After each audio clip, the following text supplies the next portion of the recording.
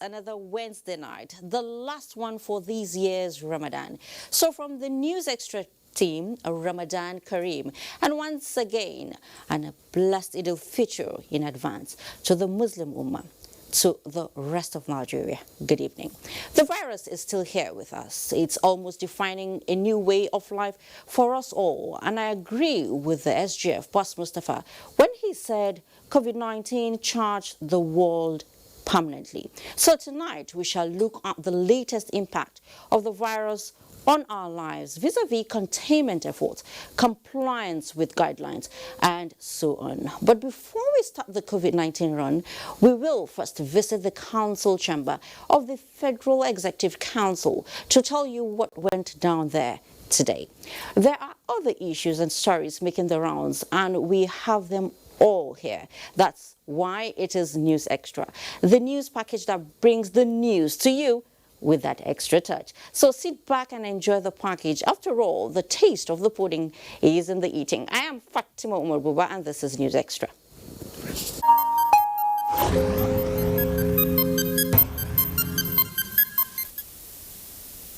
And we begin with FEC. The Federal Executive Council has approved 2.9 billion naira for the provision of water and fire service equipment in the National Oil and Gas Park to be sited in Odukane, Cross River State. The Minister of State for Petroleum Resources, Timi Silva, announced this while briefing newsmen after the meeting of the Federal Executive Council. And State House correspondent Adamu Sambo reports that similar approvals were also secured for the provision of other critical infrastructure in the transportation, works and housing, finance, education, as well as aviation sector. Okay, I've been told that FEC would come much later in the course of the bulletin. And moving on, cases of coronavirus globally has topped 5 million, a new grim record as nearly 200 people in Nigeria have died from the disease. And Joyce Ometo gives us the latest COVID-19 developments on the global scene.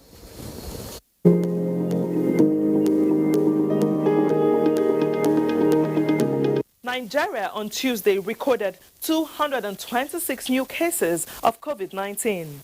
With Tuesday's figure, the total tally of infected persons in the country, as reported by the Nigeria Center for Disease Control and CDC, has risen to 6,401. A breakdown shows that of the total number, 4,475 cases are still active, 1,734 have recovered, while 192 deaths have been reported. Nigeria has so far tested 38,231 persons since the outbreak was first recorded. Lagos State remains the most affected in the country with 2,755 cases. Other states worst hit are Kano, the Federal Capital Territory, Katsina, Borno, and Bauchi.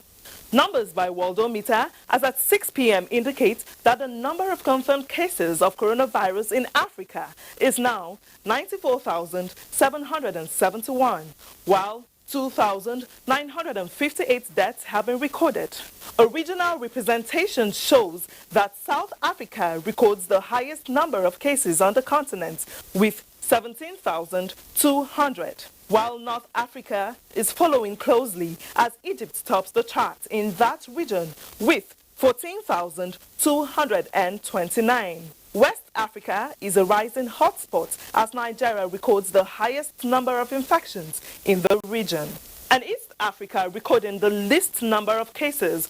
Globally, data by Johns Hopkins University collated at 6 p.m. reveals that there are 5,023,482 confirmed cases of COVID-19. 325,821 have lost their lives. And that's a global update on COVID-19. Many thanks for watching. I am Joyce Ometu.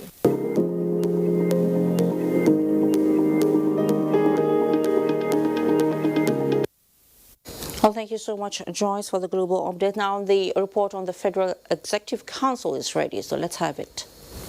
It was the 10th meeting of the highest policy decision-making body of the Nigerian government in the year 2020, the second to be held virtually in keeping with the social distancing protocol occasioned by the coronavirus pandemic. The meeting was presided over by President Muhammadu Buhari. He was joined by Vice President Yemi Osinbajo and some ministers, while others took part in the meeting online from their offices. At the meeting, which lasted more than 2 hours, 6 memoranda on the provision of critical infrastructure were considered and approved. The provision of water and fire service equipment for the National Oil and Gas Park, Odupane, Cross River State, was one of them. The Oil and Gas Park scheme is to provide an environment, a corridor, for siting industries that will produce components locally for the oil and gas industry. Of course, these parks will create jobs and also increase local capacity and participation in the oil and gas industry. The Minister of Information and Culture, Lai Muhammad, also announced the Council's approval of 724.7 million naira for the construction, equipping and furnishing of the Faculty of Health Sciences in the Plateau State University, Okos. Honorable Minister of Finance presented a memo for the award of 1,200 units of color printers and desktop computers for Human Resources Management System and Accounting Management Systems across zones and area commands of the Nigeria Custom Services. The sum of the contract was 623,700,000 naira. That memo, the minister said, was duly approved by the council, so also the 116 million naira augmentation of an existing contract for the construction of 90-meter-long Osiakwa Bridge with a 2-kilometer approach in Anambra State, now to be completed at 1.014 billion naira. It's important to know that this contract has already attained 87.9% completion, but it was stalled in 2012 after the 90-meter bridge had been constructed. There was huge flooding, which made it impossible for the 2-kilometer approach road to be constructed.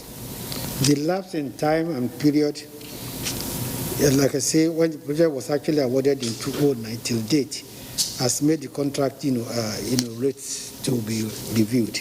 Approval has also been granted for 1.1 billion naira revised estimated cost for the construction as well as upgrading of the electrical system of Boeing 737 full flight simulator building at the Nigerian College of Aviation Technology, Zaria.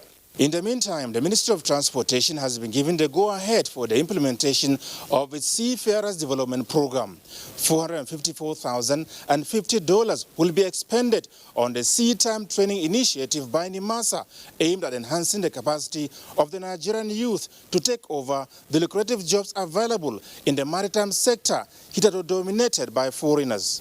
From the State House, Adamu Sambo, NTA News.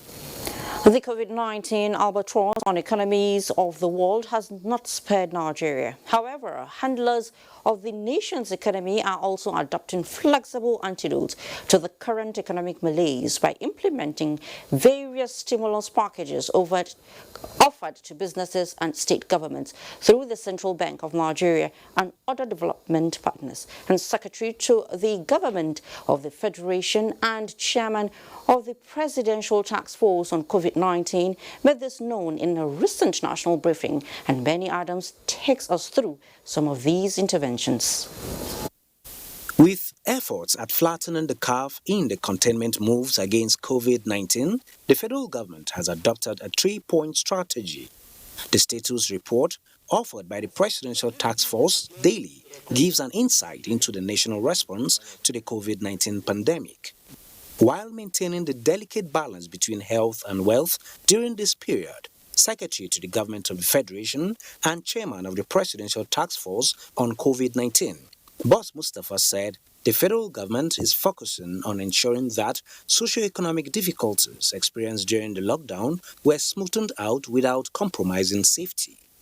This is evident with the reduction of interest rates from 9% to 5% for all CBN intervention facilities, restructuring of loans to longer tenors for all companies whose businesses could be adversely impacted by COVID-19, among other interventions. A 50 billion naira facility to households and businesses adversely impacted by COVID-19, 100 billion facility to pharmaceutical and health sector companies to retool their businesses, a 1 trillion naira facility to agriculture and manufacturing companies to expand and set up new factories, and 6, suspension of repayment of all state government loans for 1 year. In a national broadcast on the 27th of April, President Muhammadu Buhari had announced a phased and gradual easing of the lockdown in Lagos and Ogun states, as well as the Federal Capital Territory, along with additional nationwide measures aimed at ensuring that the economy continued to breathe within the limiting airflows posed by a COVID-19 pandemic. The reality is that, in spite of the modest progress made, Nigeria is not yet ready for full opening of the economy, and tough decisions have to be taken for the good of the greater majority. The PTF on COVID-19 is carefully monitoring the economic push and pull of the nation, positing that the resumption of some manufacturing, construction and allied sectors of the economy put in adequate infection mitigation measures to control spread, while the newly introduced initiatives will give the economy a new lease of life. In Abuja, Benny Adams, NTA News. And the global price of crude oil plummeted to an all-time low during this coronavirus pandemic, prompting policy and budget adjustments by many OPEC member nations in pursuance of its economic diversification policy and in line with national response strategy in the sector. The federal government has mandated the Ministry of Science and Technology to embark on production of methanol, a high-octane clean burning fuel that is potentially an important substitute for petrol. Umar examines the implication of methanol development for a nation endowed with over 3.4 trillion cubic meters of natural gas, a precursor for methanol production. In light of the troubled oil industry and economic diversification policy of government, it has become imperative to drift to alternative to fossil fuel. The choice of methanol, which can be produced on an industrial scale using natural gas, is understandable, as Nigeria has and can leverage on the 202 trillion cubic feet of natural gas resource to produce methanol. Minister of Science and Technology, Dr. Borno, says that the physical and chemical characteristics of methanol can result in several inherent advantages as an automotive fuel with lower emissions and higher performance, and as an energy carrier that can also serve as fuel for factories and electricity generation. This is one way you can convert the methane, which is 85% of the natural gas, to methanol. And we have been flaring our gas for so long. And every year we say, okay, we are going to stop gas flaring. But, we have not done so. The National Research Institute for Chemical Technology, ZARIA, which is involved in renewable energy research with sophisticated chemical testing laboratory, would provide the platform for the takeoff of the production process. Human capacity in this area is not in question, says its Director General, Professor Jeffrey Baminas. These are experts that can be lecturers in our universities. They can also be in any industry in Nigeria. So NARIT, actually, just like I said, when it comes to fixing the problems in the chemical industry, NARIT is well situated? As opposed to what we did in crude petroleum, exporting it without value addition. Methanol is a way of adding value to natural gas. When and if Nigeria makes progress in the establishment of methanol plants across the nation, the oil depletion expected in 49 years would no longer be a threat. Kyrian Umar, NTA News. Sure, an amazing development that would be when it happens. Now, the Nigerian police force says all essential workers, including medical personnel, ambulance service providers, journalists and firefighters remain exempted from the movement restriction order as well as the national curfew. A statement by Force Public Relations Officer Frank Umar indicated that the Inspector General of Police, Mohammed Adamu, has directed Zonal Assistant Inspector Generals of Police and State Command Commissioners of Police to give maximum effect to these orders and extend due courtesy to essential service providers so affected, and also ensure that personnel deployed for the enforcement duties respect the fundamental rights of the citizens. In the meantime, the House of Representatives is partnering with the executive arm of government to confront the coronavirus pandemic on all fronts. Good news, I must say. Now, towards this, the Speaker, House of Representatives, Femi Gbajabiamila, has inaugurated an 18-member ad hoc committee on COVID-19, and National Assembly correspondent Lami Ali reports. The challenge of overcoming the pandemic makes it a duty for the National Assembly to engage with the Presidential Task Force on COVID-19. House Speaker Femi Gbajabiamila says the role of the committee is to add value by serving as a link between the task force and legislature on the one hand and the Nigerian people on the other. Citizens, doctors, nurses, and all the health workers on the front lines of the fight against COVID-19 in Nigeria receive the full protection that they deserve and the benefits they have so honorably earned. Chairman of the House Ad Hoc Committee on COVID-19, Representative Haruna Mishelia, says the involvement of all agencies is necessary to sustain all gains spanning post-COVID-19. We will interact and make sure we do those things that will add value to what is happening. Terms of reference of the committee include monitoring activities of the PTF and all agencies related to management of the pandemic in the country. From the National Assembly, Lami Ali, NTA News. Meanwhile, the logjam that led to the delay in the payment of salaries of resident doctors and healthcare workers of the Federal Capital Territory has been cleared, thanks to the intervention of the leadership of the House of Representatives. All those affected will start receiving their salaries less than 48 hours from now. And National Assembly correspondent Lami Ali again reports on the latest development. For the past couple of months, irregularities in payments of salaries of health workers and resident doctors of the FCT led to threats of industrial action. House of Representatives became concerned and stepped in to have the matter resolved. That our health workers in FCT had given notice to commence a strike on the 28th, which is about next week. I actually panicked. Some are being paid 5% to between 5 to 50%, as though their salaries are negotiable. The Minister of FCT, Mohammed Musa Bello, Minister of Health, Sage Hanire, and the Accountant General of the Federation, Ahmed Idris, at this meeting, confirmed that issues pertaining to salaries have been settled. Payment of salaries had never been an issue in the FCT, because the FCT, by and large, it's an organization that has been well run.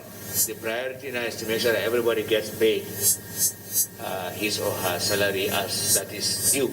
We should all be patient and bear a little bit with the system. The situation we're in now is such that everything will not necessarily run as smoothly as we would hope or want to see, and there will be hiccups here and there. If biometric capture is not done, there is no way we can push names onto the IPPIS. We work closely with the FCT administration and,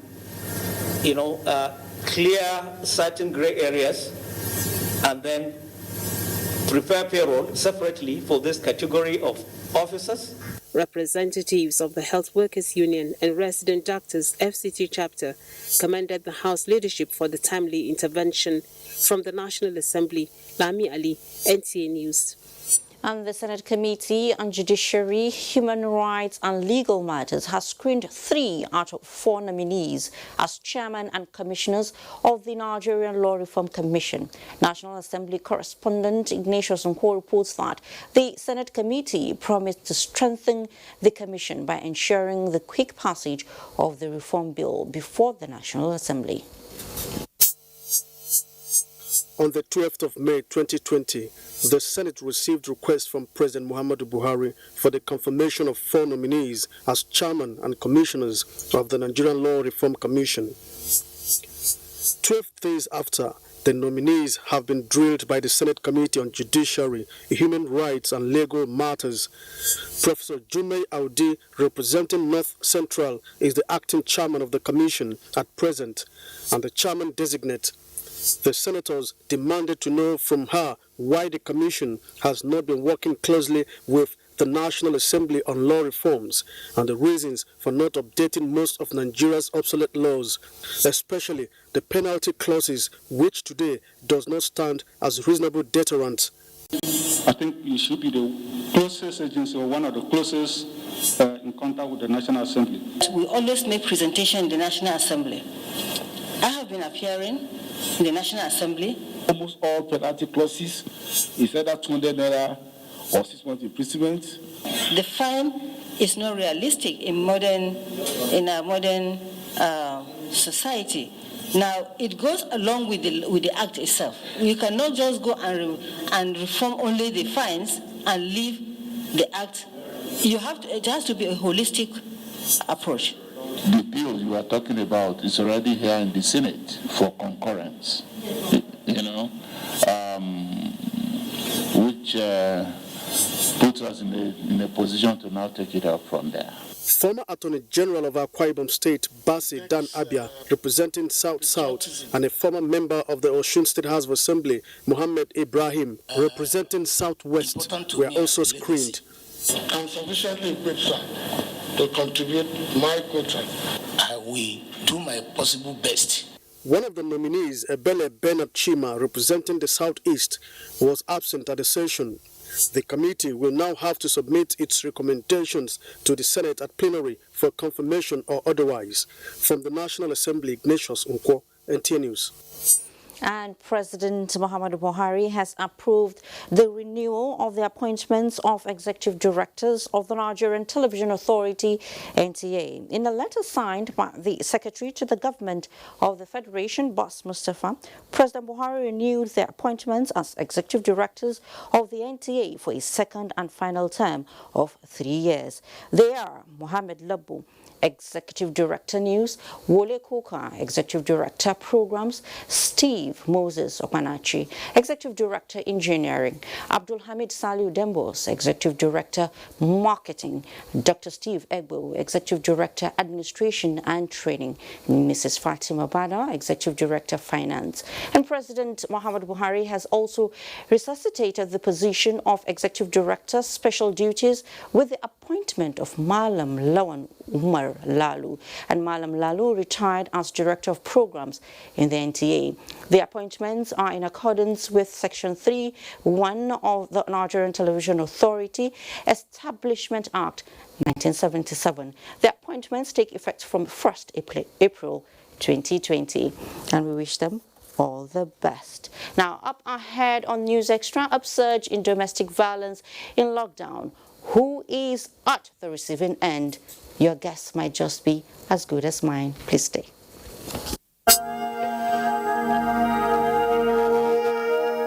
I wish to once again commend the frontline workers across the country who, on a daily basis, risk everything to ensure we win this fight.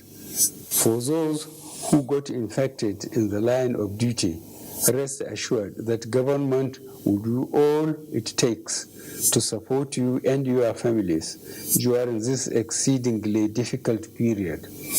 I will also take this opportunity to assure you all that your safety, well-being, and welfare remains paramount to our government. I am using this opportunity to express our deepest condolences to the families of all Nigerians that have lost their loved ones as a result of the COVID-19 pandemic. This is our collective loss, and we share your grief.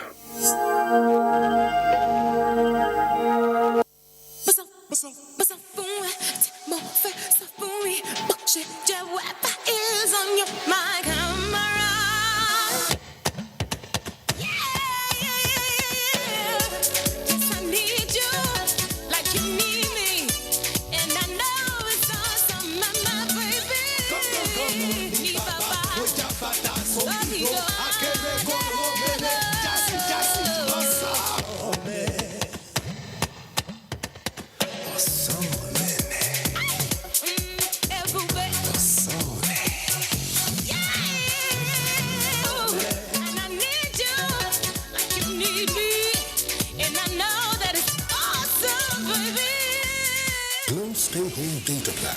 All existing Glow customers now enjoy up to 20% more data.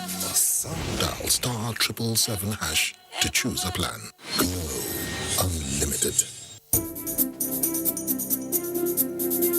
The Independent Corrupt Practices and Other Related Offences Commission, ICPC, in collaboration with Office of the Secretary to the Government of the Federation and National Orientation Agency, is holding a Zoom virtual stakeholder consultative meeting on a draft National Ethics and Integrity Policy.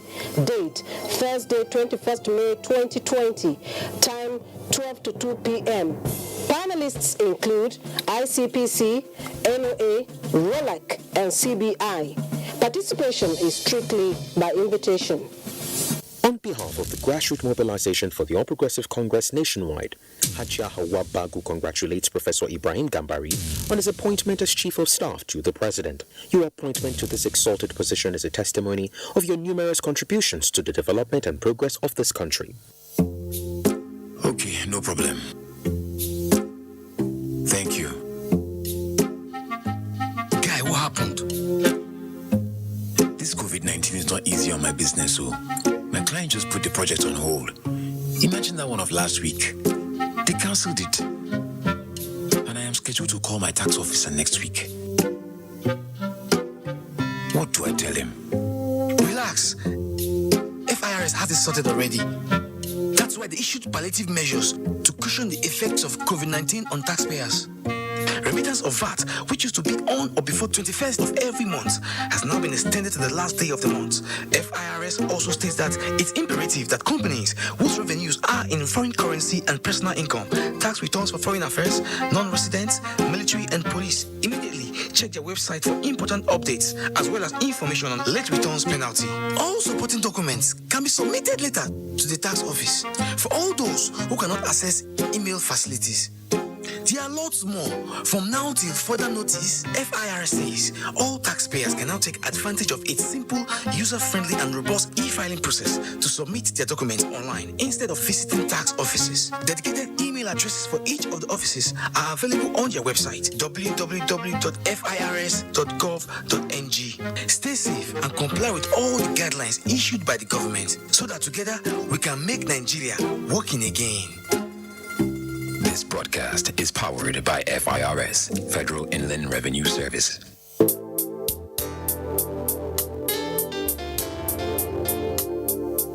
We are going through stress presently in FCT as a result of the fight against coronavirus, and everyone is doing his or her best in this fight. We are particularly indebted to our FCT healthcare providers, essential workers, first responders, who indeed are at the top of the ladder. Thank you. We love you. You're heroes. You walk around the clock. We appreciate you a lot. You are awesome. Keep it up, guys. You are strong. Eshikupo. Dalun. Mungodi, we can never ignore you.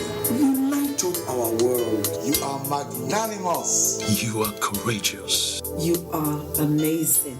You are awesome. God bless you all.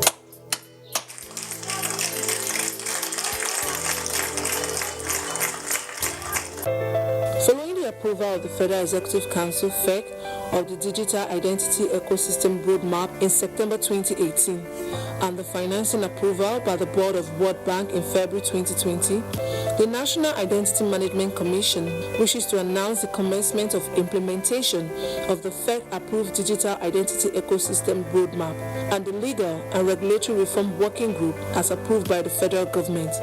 The following are the members of the Digital Identity Ecosystem Steering Committee.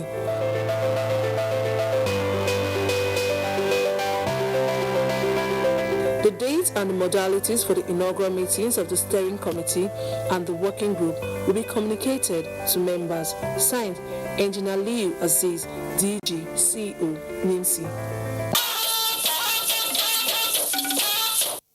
Thank you so much for staying with us. And in a bid to cushion the effect of the lockdown occasioned by the global pandemic of COVID-19, food items worth millions of naira was donated to the traditional rulers within the Federal Capital Territory, courtesy of Future Assured program of the First Lady of Nigeria, Aisha Muhammadu Buhari. While presenting the items to the beneficiaries through her representatives, the First Lady commended the traditional rulers in the country for supporting the government all along in the collective fight to defeat COVID-19. And State House correspondent Aliu Kabir reports.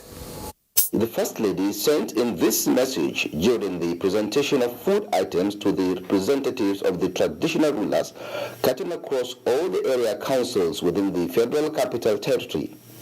While presenting the items comprising bags of rice, sugar, vegetable oil and other essential commodities, the First Lady enjoined them to ensure equity in the distribution of the items to the people at the grassroots. She added that the whole essence of the gesture is to mitigate the effect of the lockdown. Today is another usual kind gesture by Her Excellency Dr. Mrs. Aisha Muhammadu Buhari be extended to the traditional rulers to also equally support them during this critical period of not only the COVID-19, but of also the Ramadan period. Responding on behalf of the traditional rulers of the FCT, the Chairman Traditional Council of Chiefs of the Federal Capital Territory, Adamu Buba Yunusa, expressed appreciation for the gesture, adding that it will go a long way in supporting the people at this critical time. This wonderful gesture coming from the First Lady, Dr. Aisha Buhari, is coming at the right time. The First Lady emphasized the need for Nigerians to continue maintaining social distancing and obey all the guidelines by the authorities in fighting COVID-19. In Abuja, Aliu Kabir, NTA News.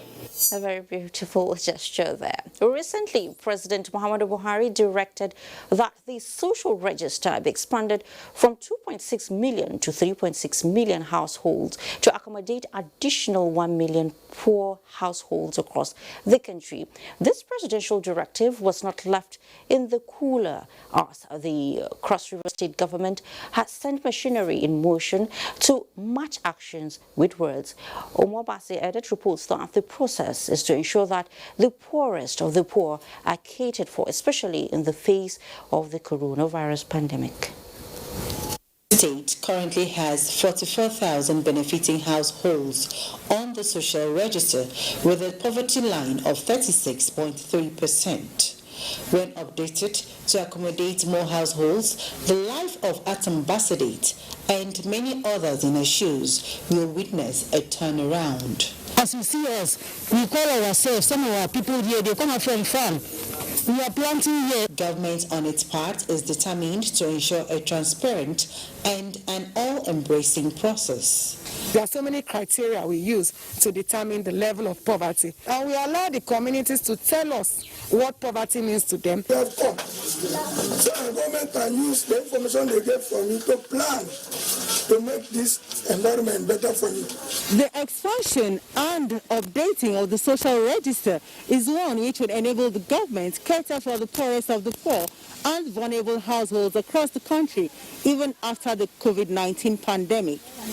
In Calabar, Umar Basadate, NTA News. It is no longer news that the National Agency for Food and Drugs Administration and Control, NAFDAC, has begun the trial of some Nigeria's local herbs for the treatment of COVID-19. In fact, 4 of such remedies are undergoing laboratory examination. And the good news, however, is that government is looking inwards to fully support that sector by funding traditional local medicine to meet world standards, cater for the healthcare needs of Nigerians, and create millions of jobs as well. All of these came to light on NTA's Tuesday Live, as Doe India tells us.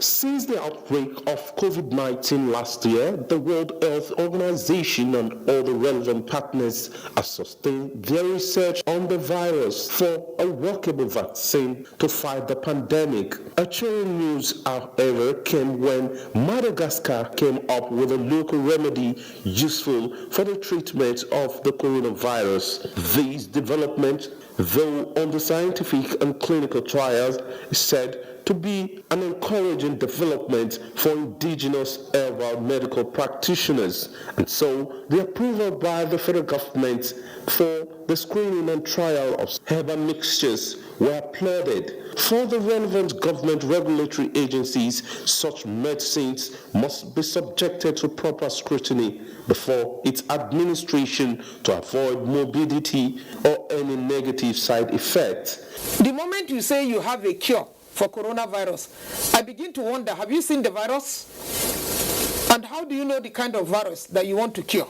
It's always good to give to the scientists who will now analyze what this remedy stands to be. That is what is going to guide us in terms of defining its safety parameters, because we have to do safety tests. We shouldn't just assume like that. That's why we should subject our whatever we arrive at for, especially toxicity, just as the DG said.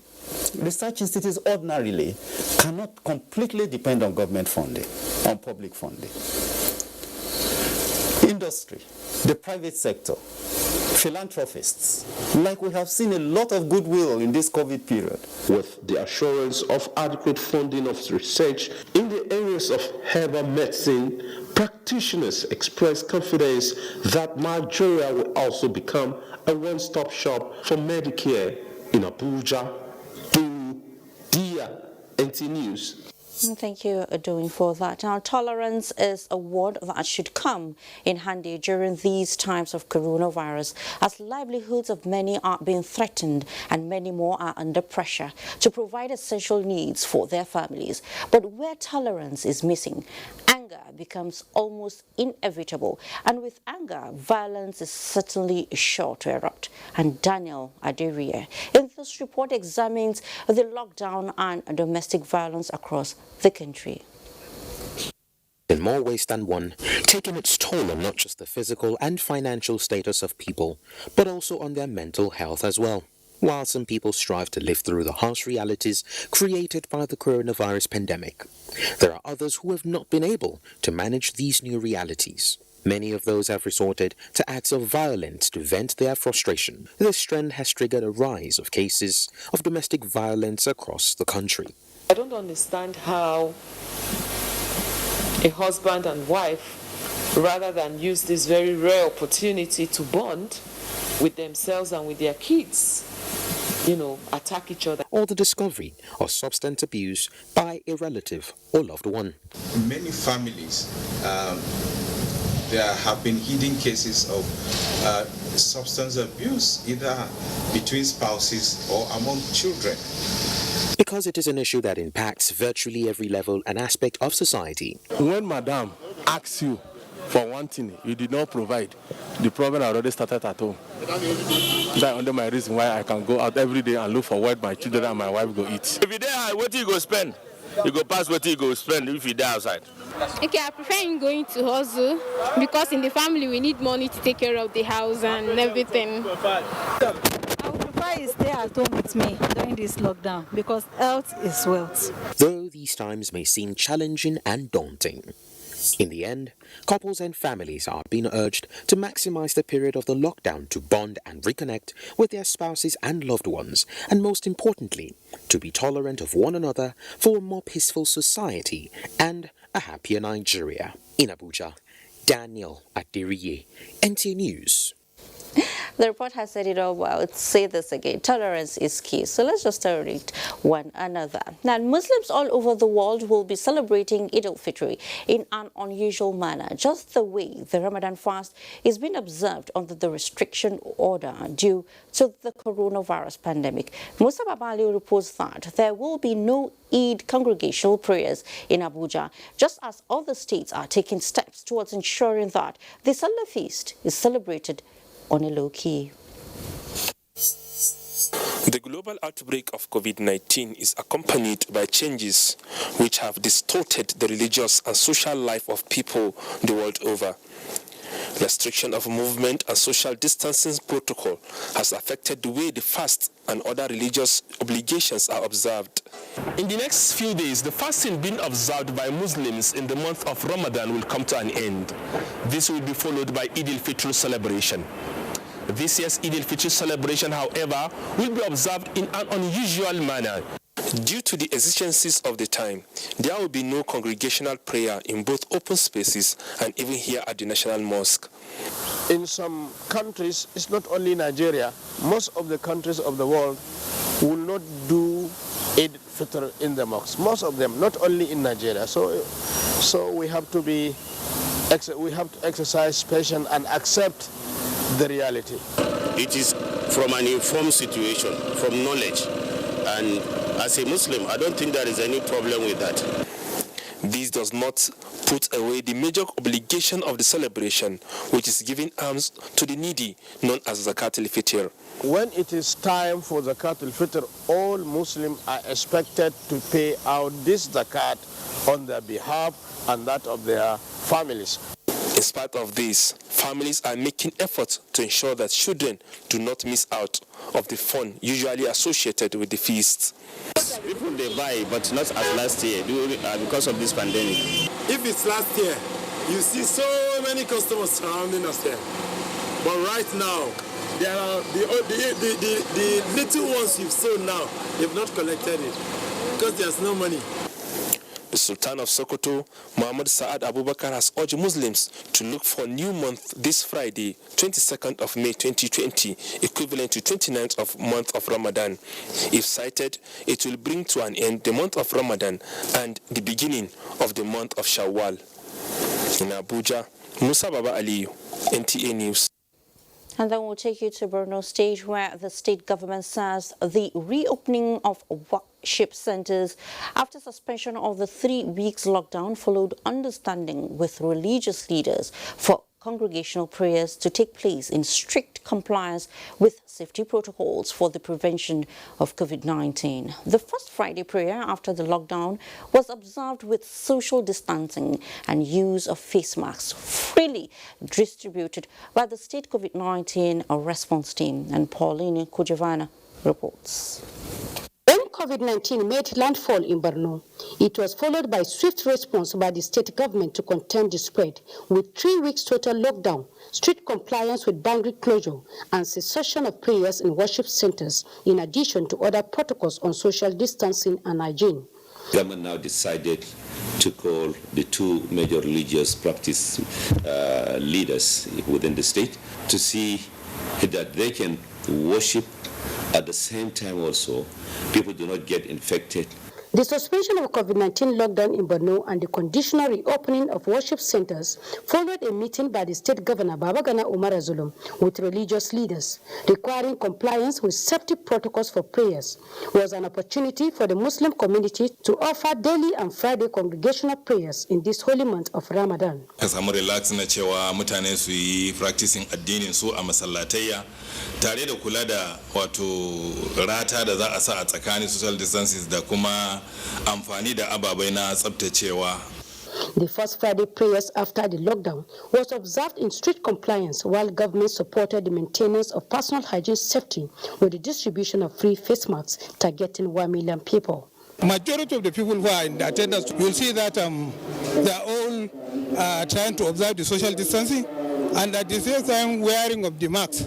which is very fundamental. For the Salah festivities up ahead on this ground, the Deputy Governor Umar Usman Gadafur to meet with the Shehu and Imam Ideni of Borno as well as security operatives to discuss the possibilities of allowing the prayers under strict preventive measures against coronavirus in Maiduguri. Pauline Kujevana, NTA News.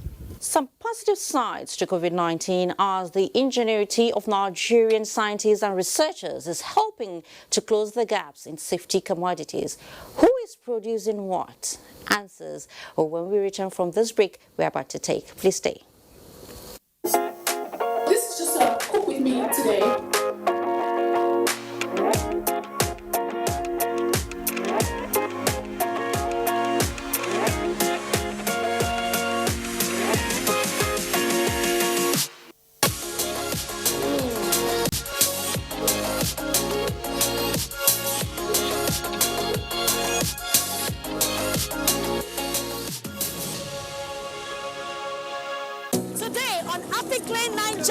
We visit Mrs. Johnson live in Lagos.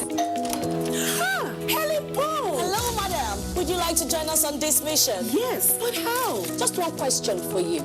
How do you keep your toilet clean? I use regular detergent and bleach for washing and removing yellow stains. I have been using it for years. Oh, madam, the regular detergents and bleach are used for washing clothes. To clean your toilet properly, you need Harpic 10X. It is specially made for stains in the toilet. Harpic Thick formula settles on stains and gives 10 times better cleaning compared to regular detergents and bleach. Wow! Now I'm convinced, Helen Paul. Really? Yeah.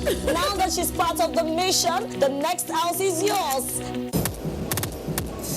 Awesome screen, awesome camera, long-lasting battery life. Awesome screen, awesome camera, long-lasting battery life. Awesome screen, awesome camera, long-lasting battery life. Awesome screen, awesome camera, long-lasting battery life. Awesome screen, awesome camera, long-lasting battery life. Awesome screen, awesome camera, long-lasting battery life. What we are really cultivating here is a better future for all Nigerian women, and it's not always easy. Panadol Extra relieves headache, backache, joint pain, toothache, and menstrual pain. The pain is worth it. Action. Make your home the place to be with GoTV's super cool kids channels. That sounds fun. From funky friends that'll keep even the little ones busy. All right, everybody, let's do this. To learn as you watch educational shows for curious young minds. You can do some amazing things. There's plenty for everyone. Tune in to our kids shows and get everything you need to keep the kids entertained and learning the fun way. GoTV. Live it, love it. Make no mistake, we're in a fight to protect everything that matters to us. It's a fight to build sandcastles again, to grab lost time, to celebrate the big days, the everyday, to feel with the world again. It's a fight to run, to soar and find our wings once more. It's a fight to win back our world. So let's fight it together. The way we have for generations. Let's practice healthy habits. Let's protect our hands, our floors, our homes. Let's protect what we love and who we love. Because if we do, this is a fight that together we will win. Detto, protect what's worth fighting for. Power outages have become part of our lives, and life can be a nightmare without power. That's why, now more than ever, you need to take control of your life with Omaha Portables. The power output of every Umar generator is exactly as stated in its power rating. As long as there's Omaha, your home will have the reliable power you thoroughly deserve. Omaha generator gives us peace of mind because it never fails us. Omaha Portable Generators, inspired by you.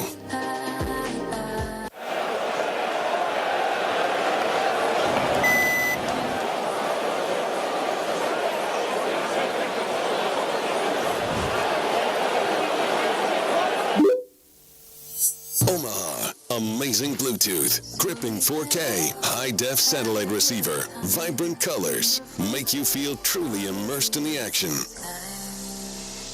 Omaha Television, inspired by you.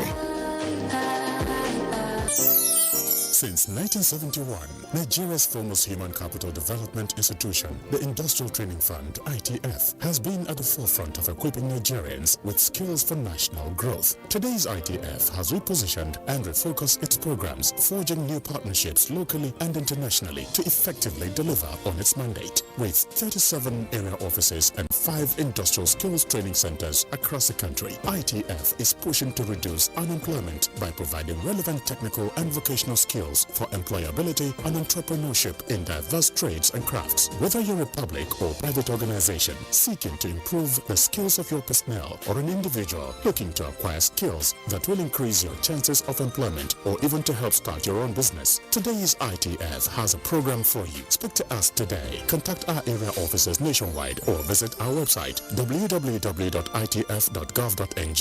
ITF, developing the nation's human resource. Welcome back.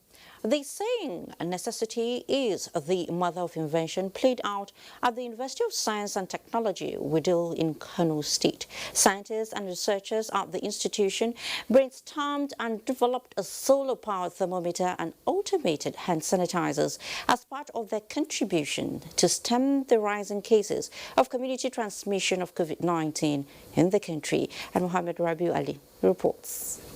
The novel coronavirus pandemic has challenged Nigerians to look inward for its cure and means to curtail the spread of the disease across the country.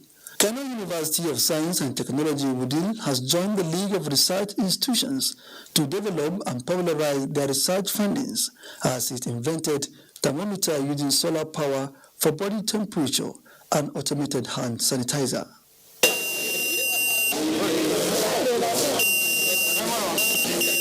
The instrument is adaptable in rural communities where electricity is in short supply.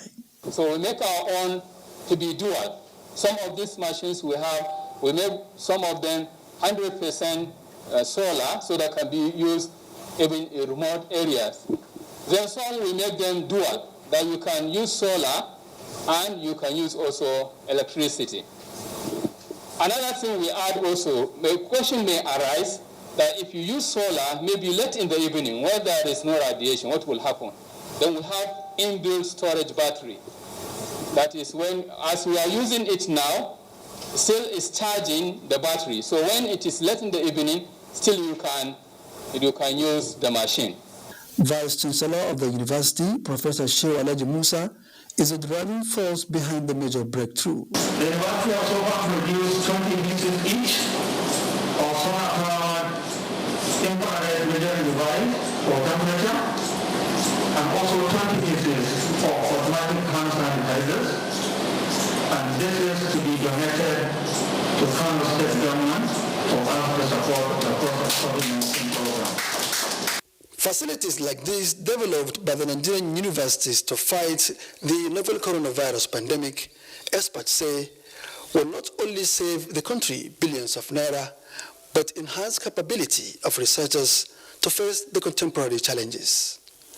Muhammad Rabiu Ali, NTA News. Yes, the experts have said well, I must say. Wearing of face masks in public is less becoming an issue in Lagos as it has become a norm, but the major problem is imbibing basic hygiene procedures like hand washing. And Michael Olale reports on the disposition of Lagosians to safety measures, and efforts at intensifying sensitization even as another round of partial lockdown enters day 2.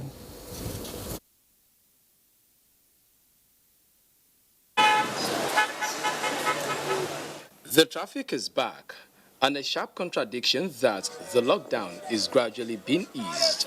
This is the Mile 12 axis of Lagos Metropolis, home to perishable food items. And here, business is ongoing as usual, with people engaging in various transactions freely. Lagos State government specifically said that today, for example, today is meant to be for food items, non-essentials. But as you can see, the essentials are still roaming the streets. Both the essentials and the non-essentials, so it's like the rule has not really been adhered to. Within this congested environment, I ran into Unisa, a carpenter by profession.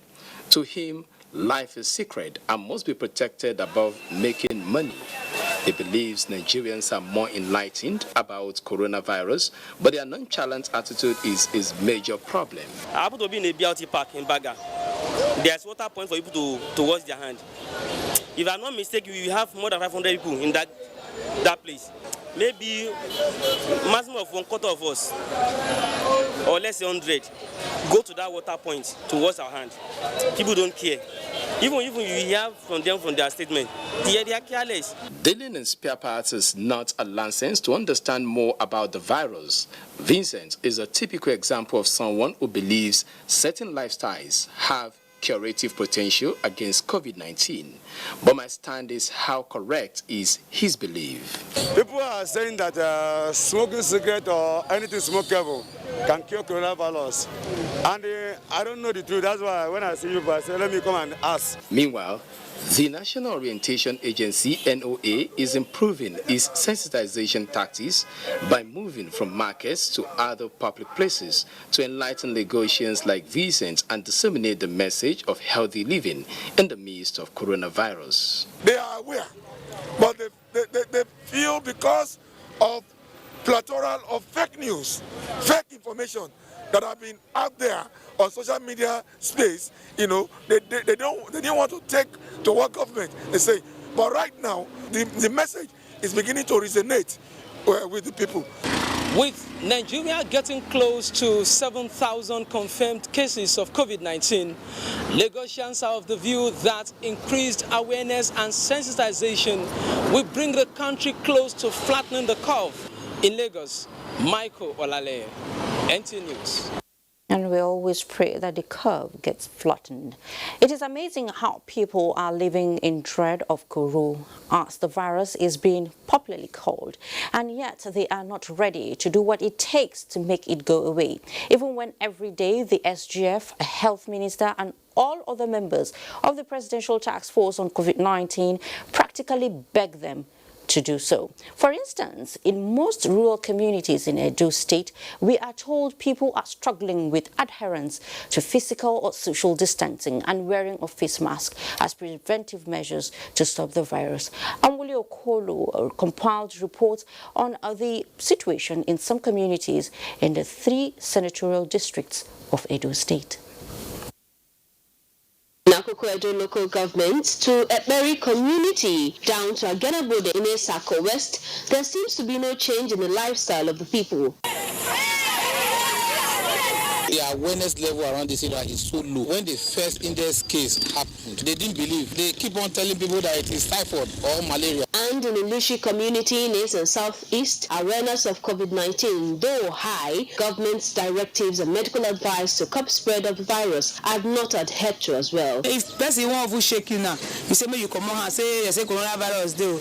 The person go over hug you go say whether you don't see the sickness. Even there's me they use something they tie nose all those cats. We know the time. Now make us now they come us now we say whether this no the disturb now we know the time. In Usa community in Ego local government, the situation seems sane. The school premises where their markets were relocated, members of the Edo State Task Force say the traders constantly flouts the directives of the government. This is Gelegele community in Ovia Northeast local government area of Edo State. The community stands as a seaport of Edo State. So, at the jetty is a screening center to attend to entrants and persons in the community. Some of them that they haven't heard about COVID-19 before, when they go to this place, they notice that really something is happening. The only community market they have has been shut down for weeks. For most of them, however, scarce electricity, constant gas flares, and the sudden high cost of living are more pressing than the use of face masks. This COVID-19, as they talk, now only ear will take the ear, will not the same for eye. because light not there. We have the gas flare located. The products of this gas flaring have been impacting negatively on the health of the people. It's very, very hard, like seriously hard. All the palliative measures, you don't bring anyone here. What they bring here is for only 5%, as I told you earlier. Apparently, the people of Gele community have been pragmatic in their approach towards preventing the virus. Some shops even had hand-washing buckets, but the use of face masks is evidently low. Governments at all levels have put several measures in place to curb the spread of coronavirus, which has infected over 6,000 persons in Nigeria, so it is imperative that citizens adhere to these directives. I'm Leo Kolo, NTA News. I think with this report, we should just keep the sensitization exercise going. Now, Waru Village is a community behind the popular Apple Mechanic Village in the FCT and hosts inhabitants, mostly IDPs, scattered across the settlement. And Rosemary Multilang Bilal, on a special assignment, visited the community to ascertain the level of awareness and compliance to guidelines to guard against the spread of COVID-19. Rosemary, over to you. This is Waru Village in the FCT, where around the area, seeing the people and interacting with them, it is very clear that some of them still need enlightenment concerning COVID-19. What is it, how it can be prevented, and checking is spread among the people. The situation is similar to what is obtainable in most of suburbs in the Federal Capital Territory. Residents of Waru community in the Federal Capital Territory are predominantly Bagi-speaking people whose major occupation is farming. With the coronavirus taking its toll on the world and Nigeria not excluded, become apt to visit some community in the FCT to find out their level of compliance to the COVID-19 directives. The question here is, are the residents adhering to measures provided to check COVID-19?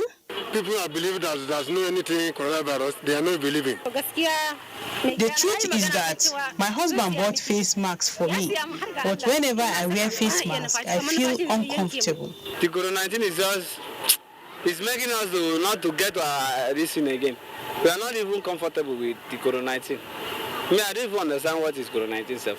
However, few people in the community are aware of COVID-19 and its precautionary measures to avoid the spread of the disease, but lament the accessibility of the sanitizers and other protective equipment to be used as a measure of containing the deadly virus. You wash your hands constantly, use sanitizing, alcoholic sanitizer, then use this thing, face masks to cover your face. District Head of Waru, Ibrahim Angulu-Sarki, expressed concern over non-compliance to precautionary measures by members of the community. We have been trying our best by telling people to stay at home.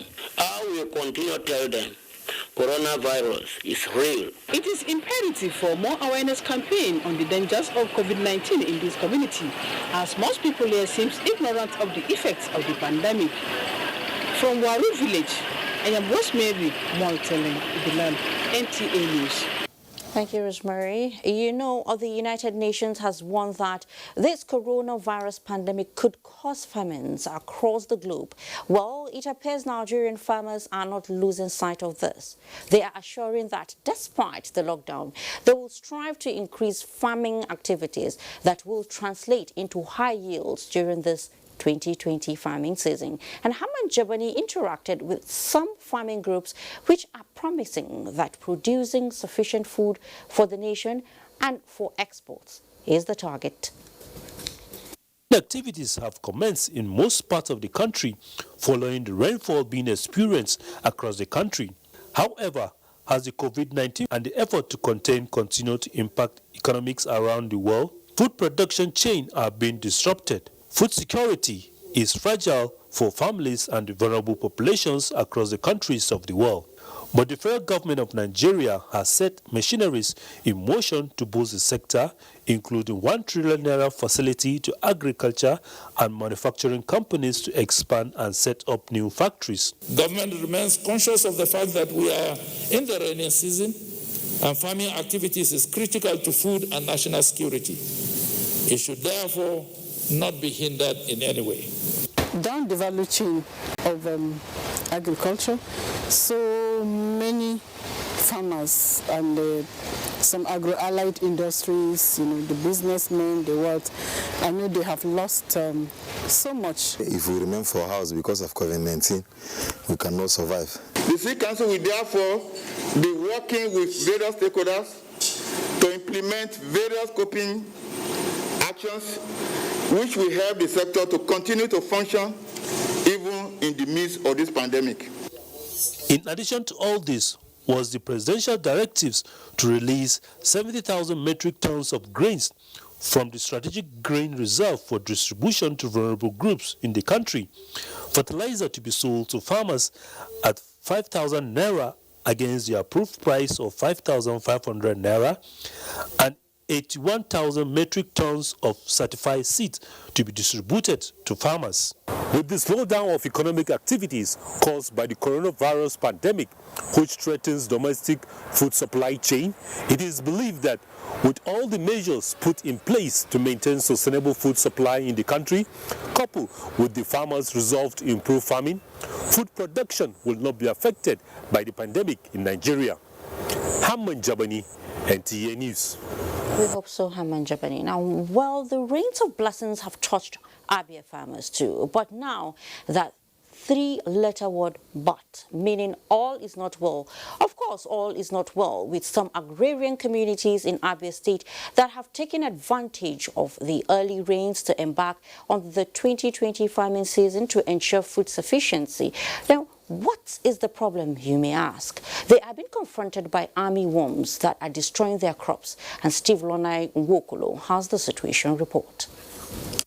Agriculture has been identified as the mainstay of Nigeria's economy, giving its 40% contribution to the country's gross domestic product, therefore resorting to it, particularly at this trying time of the COVID-19 outbreak across the world, cannot be overemphasized. It is in recognition of this that farmers in the agrarian communities of Abia State are embracing farming to avert the looming economic recession on account of the coronavirus pandemic.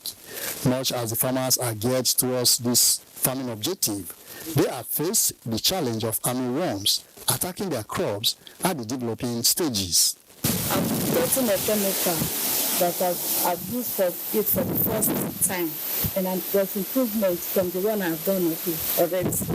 After 2 weeks, we repeated, and yet we are still having the challenge of this armyworm. A visit to some of the farmlands revealed the devastating effects of the armyworms on the crops, such as maize. What several government will do is to make sure that they release those materials to various states, so that we, the farmers, we use it to fight the disease. Programs Manager, Abia State ADP, Israel Amanzi, is soliciting federal government support in the provision of pesticides to tackle this menace. We have applied the chemicals that came with this package. It's not even catching up with it. And we have heard that a lot of chemicals allocated to the southeast is packed in Enugu, at Federal Ministry of Agriculture in Enugu. It is not being released. It is the expectation of the farmers that government comes to their rescue to avert the imminent losses of their crops in the next harvest season. In Omaha, Steve Lonai Nwokolo, NTA News. Very sad, very unfortunate. Now, the rains are here. Call them rains of blessings, if you like, for they are bringing smiles on the faces of farmers. And the federal government is not taking anything to chance to make sure farmers are provided with all the necessary inputs and implements needed to ensure the COVID-19 phenomenon does not affect the food supply chain. Governor Badaru Abubakar of Jigawa State, who also chairs Presidential Fertilizer Initiative, explains to journalists in Dutse how farmers will get fertilizer at a cheaper and subsidized rate. Mohammed Musaskira tells us more. Inauguration of the Presidential Fertilizer Initiative in 2016, milestone achievements have been recorded not only in making fertilizer available and accessible to farmers, but also in the country's agricultural value chain. Governor Muhammad Badru Abubakar noted that these achievements have led to the total transformation of agriculture into one of the most lucrative sectors of the national economy. It has played a pivotal role in dropping fertilizer price by at least 50%. Resulted in substantial foreign exchange savings for the country lead to a reduction in food-induced inflation and the stimulation of economic activities across the agricultural value chain. He added that under this initiative, 29 fertilizer blending plants have been resuscitated across the country with the production of 19 million 50 kg bags of NPK 2010 fertilizer. For the 2020 wet season farming alone, 12 million bags of NPK will be produced and sold to farmers at the rate of 5,000 naira per bag to cushion the effects of COVID-19 on the farmers in the country. Already, 6 million bags have been made available, while phosphate and potash, being the raw materials used in the production of NPK 2010, are on the way to Nigeria for the production of the remaining 6 million bags of the commodity for onward distribution to the farmers. With this development, experts on agriculture say agriculture will take its rightful place in the scheme of things, contributing its quota in the growth of the nation's economy. From Dutse, Muhammad Musa Skira, NTN News. In our next segment, Nigerian Air Force extends its wings of welfare. Plus, the bee stings, but its farmer sings. Details when we return. The number of the COVID-19 cases in Nigeria is increasing daily, with many more tests ongoing. The battle of testing, isolating, treating, and attending to the affected persons rests heavily on the shoulders of our health workers, constantly putting their lives on the line and at risk to contain this virus, save and protect the lives of millions of Nigerians. To these health workers, we at the Nigerian Television Authority, NTA, on behalf of millions of Nigerians, say a big thank you for all that you have done and are doing. To the security agencies enforcing the lockdown and every other frontliner, we say thank you for putting your lives on the line to save ours. There is no amount of words that can quantify our gratitude. Thank you. This message is brought to you by the Nigerian Television Authority, NTA, Africa's largest television network. We have observed the lockdown. We have practiced the measures in order to curb the spread of the virus, but we can do better. The coronavirus spread is increasing daily, and only together can we cut down the numbers and defeat the spread of the virus. Remember, COVID-19 is not a death sentence, and a recovered patient cannot spread the disease. Do not stigmatize. Do not hesitate to report any case, or if you have come in contact with anybody that has been infected with COVID-19. If you have cough and fever, please stay at home and call your state hotline. Find state numbers at www.covid19.ncdc.gov.ng. Remember, it is for your own good and for the good of every Nigerian. Let us do better and defeat the virus. Together, we can do this. This message is brought to you by the Nigerian Television Authority, NTA, Africa's largest television network. Good to have you back. Worried about the recent crisis in Kajuru community, the Kaduna state government has convened for the second time in 1 week a security meeting with a view to preventing any reoccurrence. And Muhammad Umar reports. Amadou Suleiman is now 60 years old. He was born and brought up in Kajuru village, a community that once lived in peace regardless of their ethnic, religious or political differences. Amadou Suleiman, like many well-meaning leaders in Kajuru community, is not happy that the peace they once enjoyed has now eluded them. So, they joined heads of security agencies in the state for a meeting, presided over by Governor Nasuru Ahmed El-Rufai towards a lasting solution to the crisis. After 3 hours behind closed doors, the Commissioner of Police Umar briefed journalists. But the others, the Fulanis have been warned to desist from taking laws into their hands. If there's any problem, they should refer the problem to the security agencies. The Commissioner of Police says many have been arrested in connection with the recent crisis as normalcy returns to the community. In Kaduna, I am Muhammad Umar NTN News. And a bit on security now, and in continuation of the sustained onslaught against Boko Haram terrorist targets in the northeast of the country, the Air Task Force of Operation Lafayette Dole has destroyed some compounds in Jimia, on the fringes of the Sambisa forest. A statement by the Coordinator, Defense, Media Operations, Major General John Enenche, indicates that the location was where the terrorists keep their logistic items. The feed was achieved through air strikes executed on Tuesday, 19th of May, following credible intelligence reports, surveillance and reconnaissance missions that led to the identification of the nondescript cluster of structures within the settlement that were being used by the terrorists to house their fuel and other logistics. The Chief of the Air Staff has commended the Air Task Force for their professionalism and directs them to remain resolute towards eradicating the terrorists from the northeast. And it is still fresh in our minds that the Nigerian Air Force commemorated its 56th anniversary amidst lockdown occasioned by the coronavirus pandemic. Nevertheless, the Air Force made sure its positive impact was felt through the distribution of household must-haves to the have-nots in more than 2,000 host communities across the country. The Lords of Air Defense have brought their wings of welfare closer home with the provision of accommodation for married officers and even the single ones in Ikoyi axis of Lagos State. Abolade Salami tells us more. Nigerian Air Force, through its air attacks, will continually make the country unsafe for criminal elements involved in unlawful acts. The airstrikes and ground attacks from the military have helped in degrading the operations of insurgents in the country.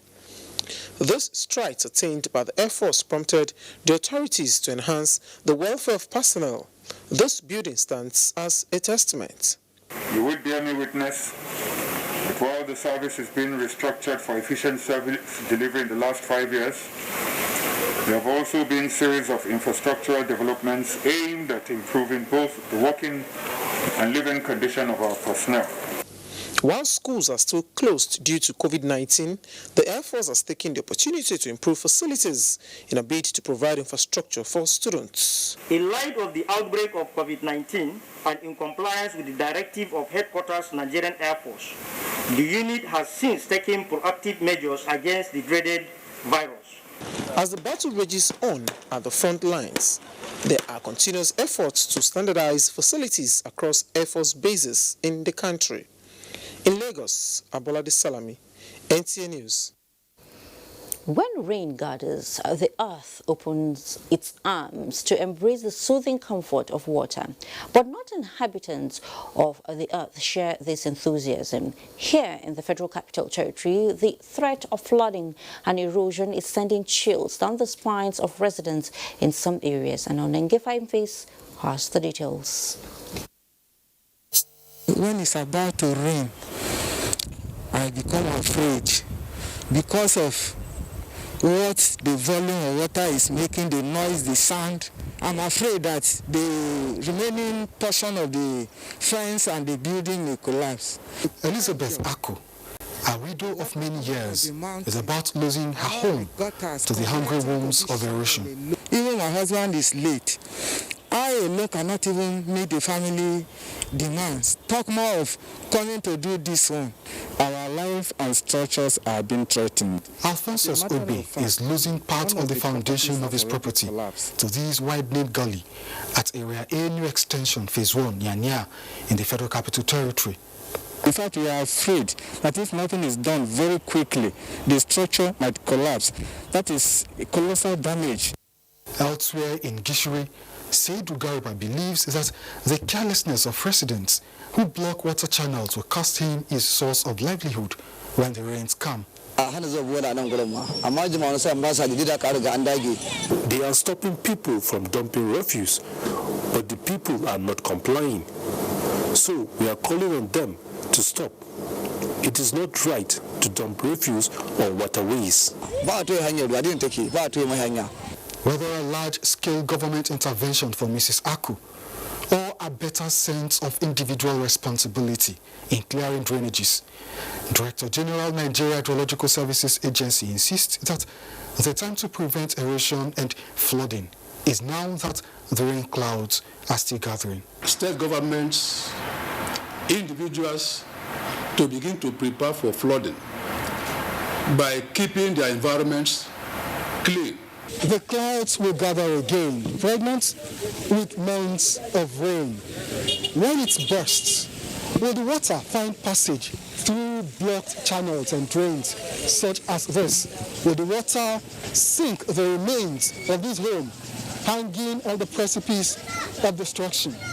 Or better still, will intervention from relevant agencies of government come in good time to save lives and property from destruction? Nigerian fine face. NTA News. Sure, the clouds will gather again. So let's just do the right thing and always stay safe. The sting of a bee could be really painful and discomforting. However, that painful sting produces a venom containing properties that are not only highly medicinal but cost a fortune. To highlight the wide range of ecological importance of this insect, the world is commemorating Bee Day with a focus on its sustenance, and Onenge Fine Face again has that. Imagine a world without honey. Imagine a world without crops. The outcome? A sour, tasteless, and starving world. As small an insect as the bee, it is a critical component of the Earth's biodiversity, but it is threatened by man's destructive tendencies.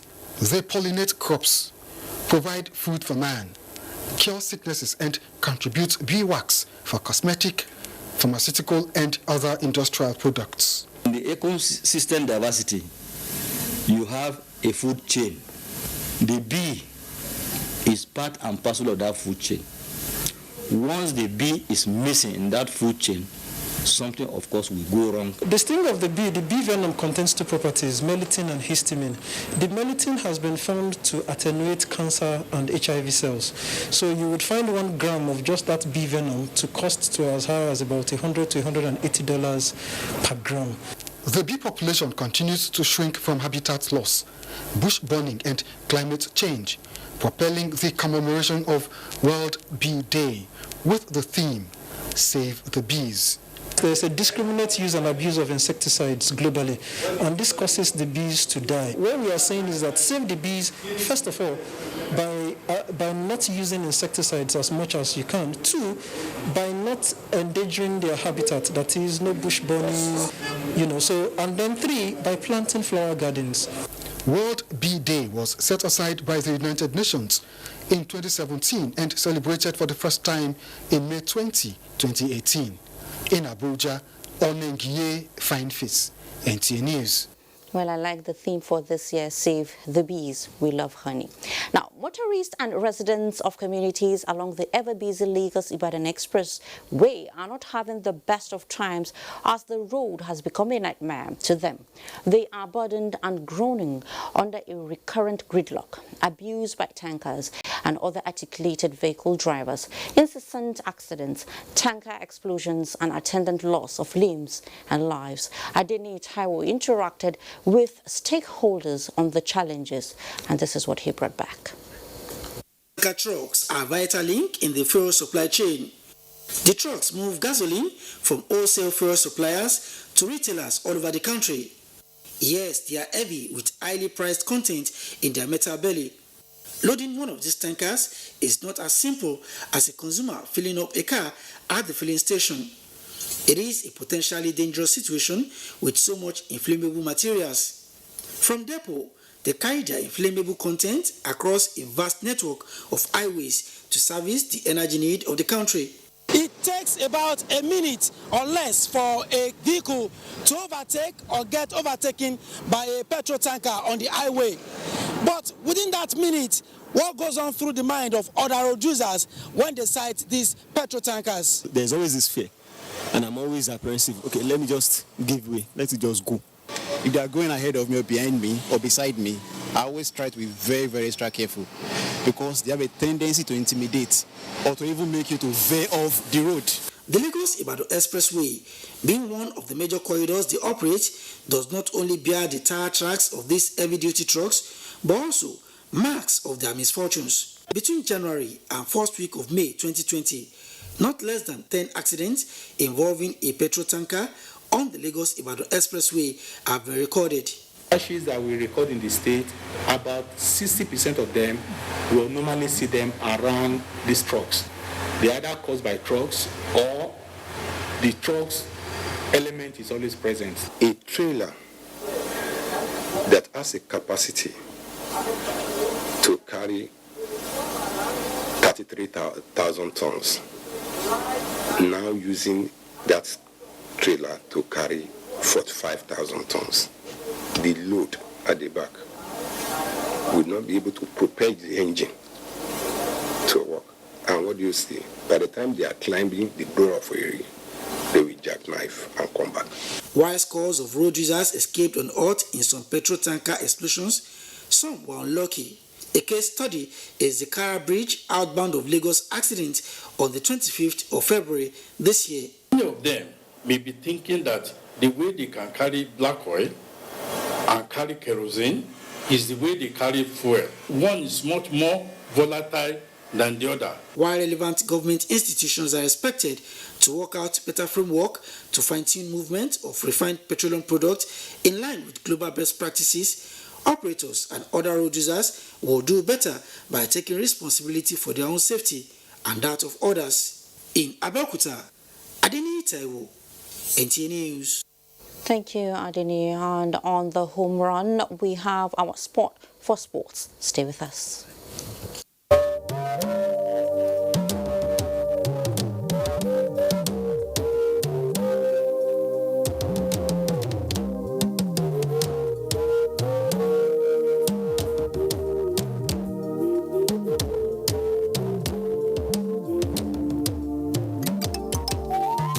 Know that our enemies have no face. They are indigents of no state. They come from no place. And if this boat capsizes, every one of us will go under. So when the drums sound, let everybody answer. Do not say, I am the Iroko when the forest is burning. Do not say,